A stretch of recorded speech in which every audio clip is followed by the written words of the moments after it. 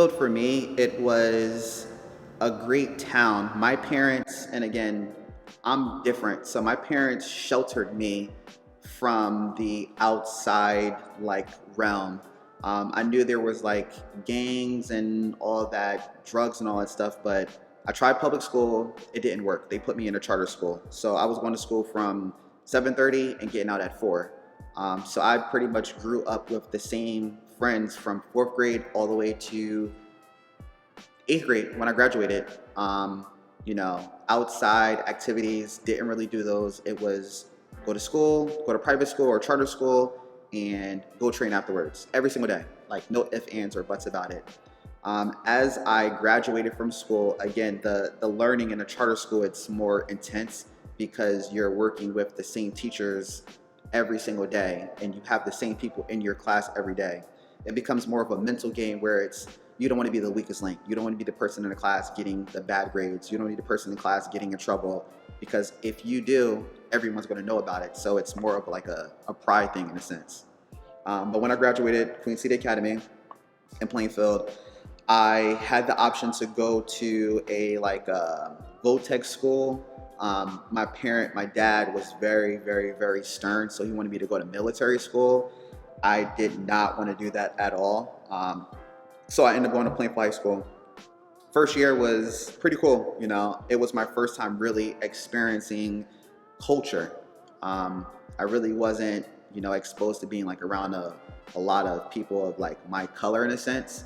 But when I went to Plainfield, it was like, here we go. We have kids wearing long t-shirts and baggy jeans, cursing, smoking, drinking. I'm like, what is this? I went from being sheltered to like full blown put into something that I wasn't ready for at the time. But one thing that, again, I did do really well was fight, which is crazy. Everyone knew me for like being like that fighter. Nickname was like Killer Cal because, it was after school train and then come back from school if it was like the next day and train again. Crazy story. So freshman year, I was still known as this guy named Killer Cal. I got into this crazy, crazy fight. Everyone was like, Killer, Killer, Killer. And this one guy, I forget his name, but I had braces in my mouth. He ended up punching me in my face. So I had like a fresh pair of Air Forces on. I love sneakers, by the way. And my friend had on some like other sneakers. I ended up putting his sneakers on and we went into the hallway by like wood shop. And I did what I had to do. Ran home to my dad. He asked me what happened. And then I was like, I got into a fight. And it seemed like the only thing he cared about at the time was, why is your lip busted? And I said, I got hit in the face. He was like, get out of my house and go back to school. So it was like, for me, that was an eye opener where it was, you are great at what you're doing, but you have to stay and, reap the repercussions of what you've done.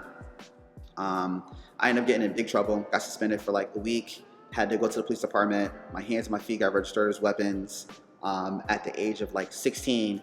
And then I ended up having a tournament like the next day and got first place, which is kind of crazy.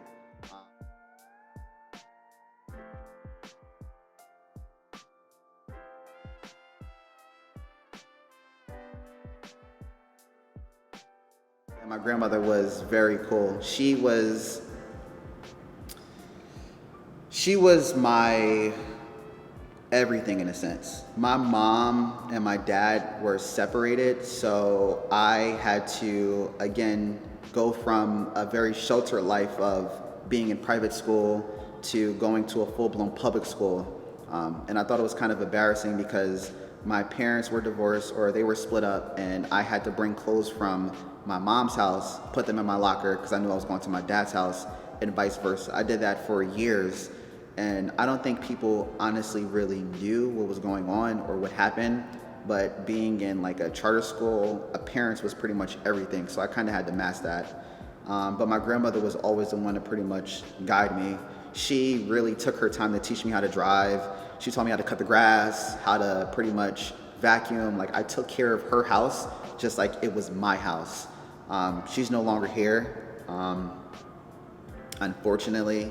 She passed away last year, right before I was getting ready to literally start this. Like.